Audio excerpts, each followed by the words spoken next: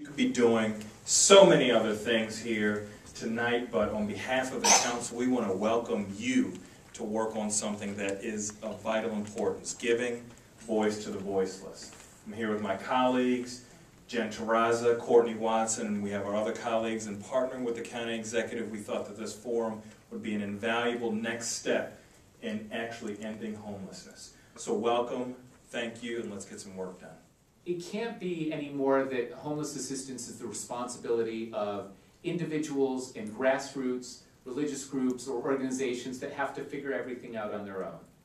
The communities need to have a systemic response to homelessness. And the systemic response has to involve every sector in the community. It has to involve the local government, it has to involve the business community, has to involve community leaders, has to involve providers, the public. It has to involve everyone, because when you have systemic problems, you need a systemic response, and everyone's part of that system. Another type of permanent supportive housing is small efficiency apartments for chronically homeless individuals, and the plan calls for 54 units of this type. Housing like this is not currently available in Howard County, but today, Ken Ullman announced plans to build a facility on a newly acquired site near the intersection of Route 1 and Route 32. The site will also hold a new day resource center, which now operates from an aging and inadequate facility nearby. In March, we knew that we had about 140 crisis calls through the single point of entry. About half of those were referred to case management. At that time in March, we had about 116 households in the system being case managed. And overall, we knew that 34 of them have exited the system. Our goals for our coordinated system are the HUD goals. We want to reduce the number of homeless families and individuals in Howard County, as well as their return to homelessness.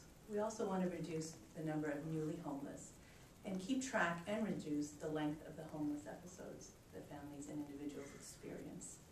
Without a healthy support network, people like me can never survive on just own cognition.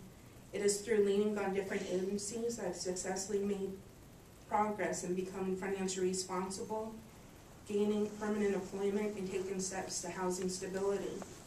I was able to get help from the Department of Social Services in the place I now work at Humano.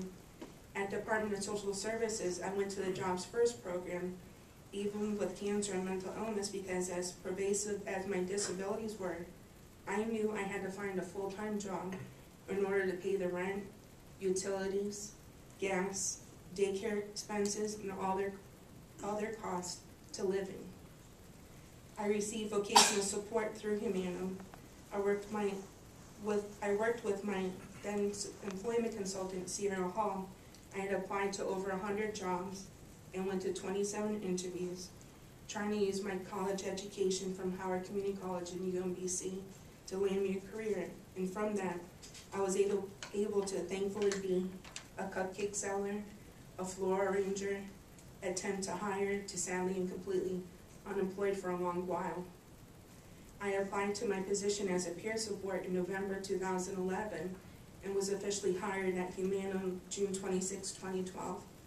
My work is about using what I learned in the darkest of times and share and hold that glimmer of hope to other people living with mental illness.